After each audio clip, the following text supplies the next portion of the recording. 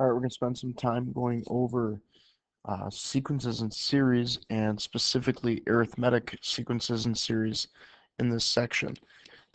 So we're going to just start with some definitions here. Sequence is basically a pattern of numbers, um, and the arithmetic sequences that we deal with later will have a special case in their pattern that will differentiate them from other sequences. A series is when we take those sets of numbers and we find the sum of them. So we'll add all the terms of the pattern up, and we have a special notation called sigma notation or summation notation in order to show that we are going to sum them up. Sequences and series can either be finite or infinite, so they can either stop or they can go on forever. Then I copied this little box from our book with some more definitions, and it kind of ties in the idea of domain and range into sequences and series. We'll talk about that as we kind of go here. Here's a uh, example of a finite sequence with 4 terms, and here's that's the same sequence, but as soon as you add those ellipses, those 3 dots at the end, then that means it's an infinite sequence. So we are going to get rid of that. We are going to uh, talk about writing a rule for the nth term, which is basically coming up with the formula for the sequence. So if you were given a sequence like this right here, with those terms in it, it's a 5-term finite sequence. And under each term, I put what n would equal for that term. So for example, in this 4th term right here, when n is 4, the term is 16/5. When we're writing our rule, we want to come up with a rule that is an explicit rule, which means that if we put 4 in for n, we would get 16/5 back. So in other words, what could I do to 4 in order to get to 16? And what could I do to the 4 in order to get to the 5? Well, there's a lot of different things that you could do, but if you look at the other terms in the sequence, you'll notice that these are all the perfect squares on top. So the numerator comes from squaring that 4. So over here, I'm going to write my rule as a sub n is n squared.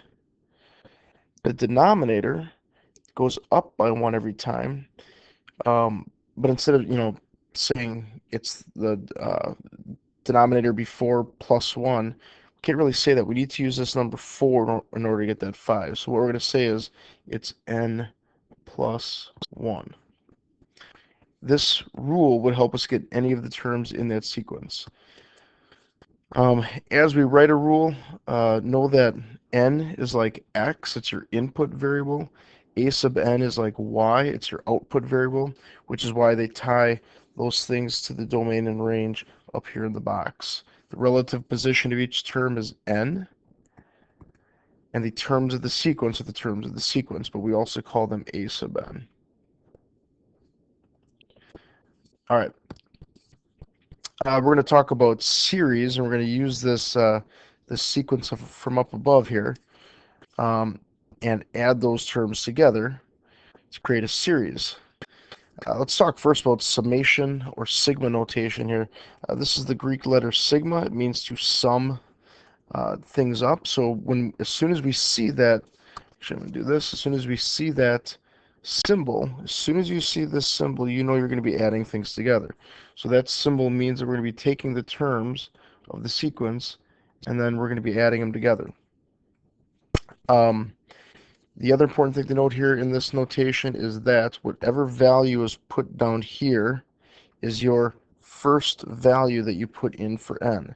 So when we're given a rule, like here, let's start with this one. When I'm giving this rule n squared over n plus 1, which obviously is the one that we just used up above, the first value that I'm going to put in for n is 1, so that would give us the 1/2 right there. And then you always go up by 1. So then I'll put it at 2, then I'll put in a 3, and then I'll put in a 4. But you got to make sure you stop when you put that value in. That is the last value you put in. So the last value we'd put into the series then is 4. Okay, so you'll notice we don't have the full 5 terms that we had up above. This 25/6 is not in our series here because the 4 was the last number that we were told to put in our notation right there. So we're going to add those 4 terms up. We get a common denominator in order to do that of 60. Um, so this would give us 437/60ths if we were to add them up. So that's what this expression evaluates to. This expression means add up all the terms of this rule from 1 to 4 as the end value, and the sum is 437/60ths. Okay, so there's a lot going on in that notation right there. We'll come back to sigma notation or summation notation and series in a little bit. What we're going to do right now is talk about a specific type of sequence called an arithmetic sequence. So an arithmetic sequence it has a common difference, meaning every term goes up by the same amount in the sequence. So in this example that we have right here, you'll notice every term is going up by 3. So that means, so if I add 3, I get the 5. If I add 3, I get the 8. That means that our common difference is 3 in this sequence. Okay, so we're going to use this formula right here in order to come up with the rule. So I've kind of already filled out what some of this stuff is. Take a second to do that. A sub n, this is the rule that we're writing again. A sub n stands for the nth term, or it's just known as the rule. Then we have the first term, whatever the first term is in the sequence, is a sub 1. And then n is our input. We're not going to put anything in for n because we want to have that in our rule. And then d is the common difference. So let's put all the information that we know about this sequence into that rule. So we have a sub n equals 2, that's our first term, plus n minus 1. Well, remember, we don't want to put anything in for n, just leave the n in the rule. And then the common difference is 3. So the first thing we're going to do is we're going to distribute that 3 and get 2 plus 3n minus 3. And then we'll just combine like terms. That 3n, I'm going to put in front. 2 minus 3 is negative 1. So this is our rule right here for the nth term. And actually, this is known as the explicit rule, and I have that written right there. It's known as the explicit rule because we could get any term from the sequence using that rule explicitly. We wouldn't have to know all the terms before it. Just to verify that this rule works, we have all these terms up here. If we put in the number 4, for example, we should get 11 because we know that that's the fourth term. So if we put in 4 in this, we get 12 minus 1, which is obviously 11. So it makes sense that this is the rule. But if we wanted to find, this is in this box over here, why we call it explicit, if we wanted to find the 23rd term, we would put 23 in. We wouldn't have to know the 22 terms before it. So we would just put the 23 in for n, and we would say 23 times 3 minus 1, and right away we know that the 23rd term is 68. So we don't have to know all the terms just to get a term that's way out there. I want to talk about this rule a little bit more here. I have it just written down here again, kind of as a wrap up of this thing, but we're going to write something else in there too in a second. What I'd like you to notice is where this formula comes from. So I'm going to just come over here for a second. Real quick, here's the formula again. A sub n equals a sub 1 plus n minus 1 times d. Okay, I'd like you to know where this comes from. So I'm going to write that sequence again. 2, 5, 8, 11, 14, I think was the last one. We're just going to have this go on forever. This is an infinite series. And what I'd like you to see is how many times, or how we get from one term to the next. So to get that 5, we would add 3, obviously, to that 2. To get to the 8, we would have to add another 3. To get to the 11, we'd have to add another 3. So let's just stop right there. To get to the fourth term, notice how many 3's I had to add. I'd add 3 of them. So in other words, I have to add n minus 1 common differences to what? Well, I started with that first term. So I had to add 1 less than the number that I'm looking for, common differences, I have to add that to the first term. So that's where that rule comes from. A sub n equals a sub 1 plus n minus 1 times d is because I have to add one less than what I'm looking for, common differences, to the first term. Okay, so that's where the formula comes from. That's good, right? Know where something comes from. So we're not just using it blindly. But I got something better for you here. What I'd like you to notice is how this looks identical to y equals mx plus b. It's the same thing. Okay, we're talking about linear functions here. Notice in the m spot we have that 3. In other words, the common difference is like our m, okay, which makes sense. The slope is a rate of change. The common difference is the rate of change here. Instead of using x, we have n. Now, here's where things get a little interesting. B, in our world of linear functions, this guy here is the y-intercept, right? Y-intercept is where x equals 0, okay? Well, n is like our x here. We don't have an n value of 0. Remember, we said this is 1, 2, 3, 4, right? But what if we did have a n value of 0? In other words, what would the 0th term be? Well, if we're going up by 3 every time, let's go back and find the 0th term. We'd have to subtract 3. So 2 minus 3 is, guess what? Negative 1. And that is the same thing that we have right there. So in other words,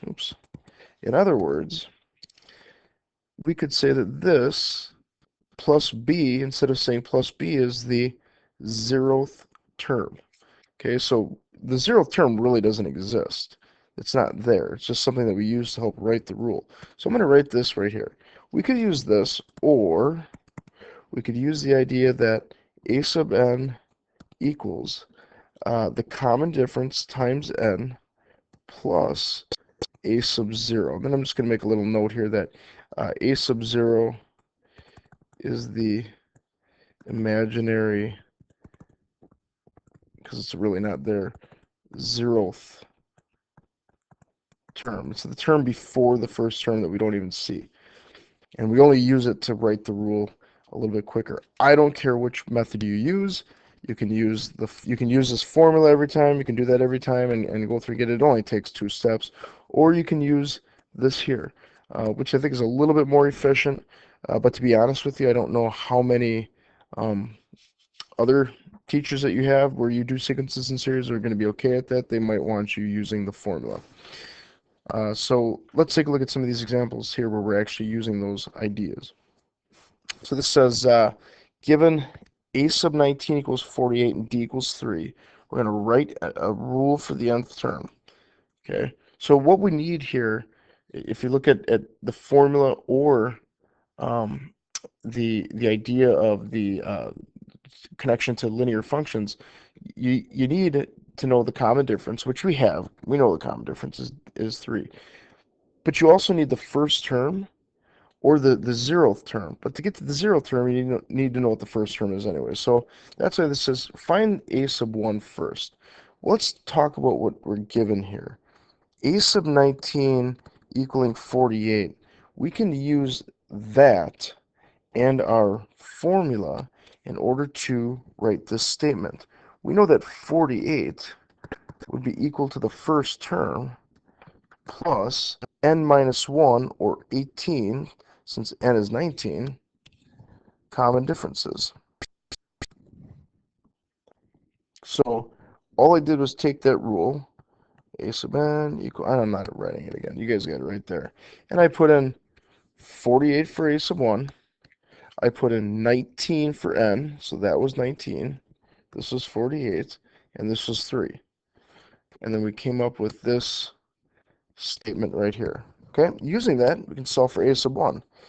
18 times 3 is 54. And then we're going to subtract 54 over and have that a sub 1, oops, 48 minus 54, actually I'm going to write that, 48 minus 54 is 6, negative 6.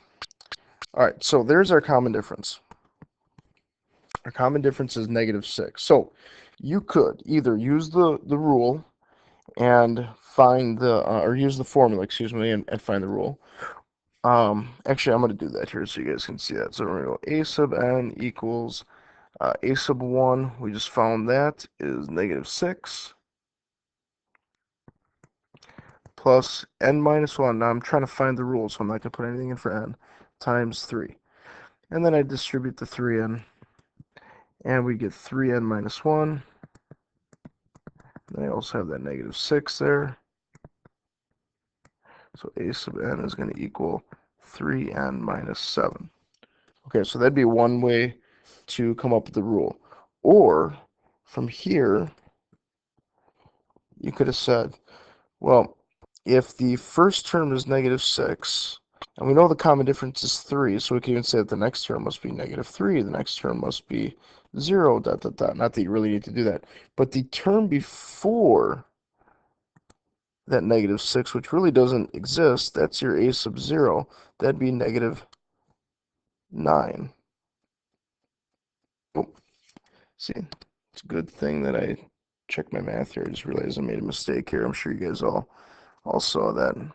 3n, when I distribute that 3, I'm going to have 3n minus 3 minus 6, which makes this minus 9. And now this will all make sense. Sorry, it's pretty early in the morning, and I haven't had much coffee yet. We're getting there. Okay, so let's fix this. So a sub 0, then, if I go back from that negative 6, I know that this would be negative 9. So that's my 0th term. So I know that my common difference is 3, so I'm using this now. My common difference is 3 times n, and then I would add the 0th term, which is negative 9. So either way works, okay? As long as you do your math correct. And you know that when you distribute, you have to distribute it to both terms. So we're good now. Okay, example 3 here. Now we're given two statements with different terms. We have the 8th term and the 27th terms. We're going to kind of do the same thing we did in the last one. I'm going to use that rule to write an equation. That 21 would equal the first term plus n minus 1. Well, for 21, n is 8, so this is going to be 7 times the common difference. And then my other term is the 27th term is 97. So 97 would equal a sub 1 plus 26 common differences. So what I have here now is a system of equations, and I can do substitution. I can do elimination. I could multiply one of these by negative 1. I can multiply this guy by negative 1, and then add them together, and then the a sub 1s would cancel out. Okay, we haven't done systems in a while, but pretty important thing in algebra and algebra 2, so we're going to do it actually a few more times as well. So I think actually what I'm going to try here is some substitution. I'm going to solve both equations for a sub 1. I'm just going to write, if that's that first equation, then I know that a sub 1 would equal 21 minus 7d. And I know that for this equation, a sub 1, if I solved for that, would be 97 minus 26d. So I have, now remember, a sub 1 is the same for both these equations because there's only one term for this sequence, so these are the same thing. So if a sub 1 equals both those statements, I can set them equally to each other and say that 21 minus 7d equals 97 minus 26d, and now we can solve for the common difference d.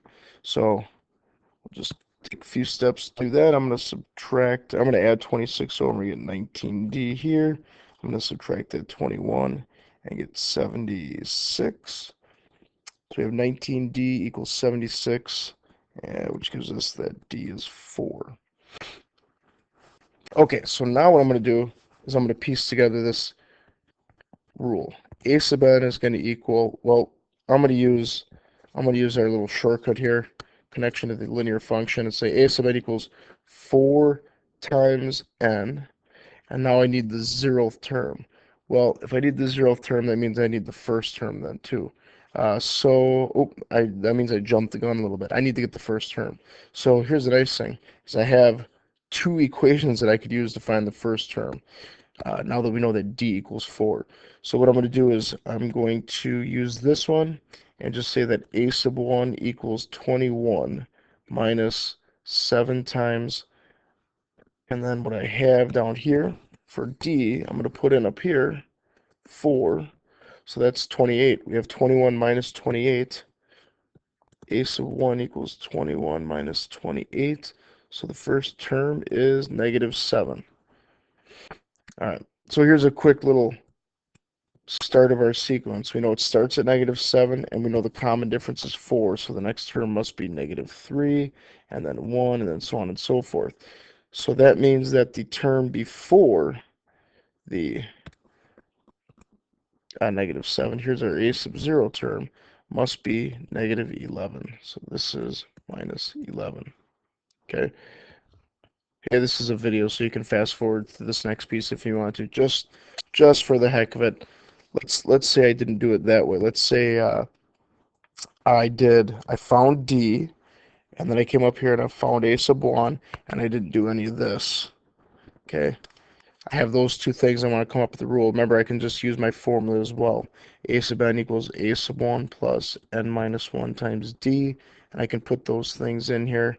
A sub n equals negative 7 plus n minus 1 times 4. And then I'll distribute that 4 in. Learn from my mistakes and make sure that I distribute it to both terms this time. And then this gives me 4n minus 11 again. So same thing I had before. You can use either method. All right, I think this is going to be a good time to stop, and we're going to look at the recursive rules and then a series a little bit more in a second video.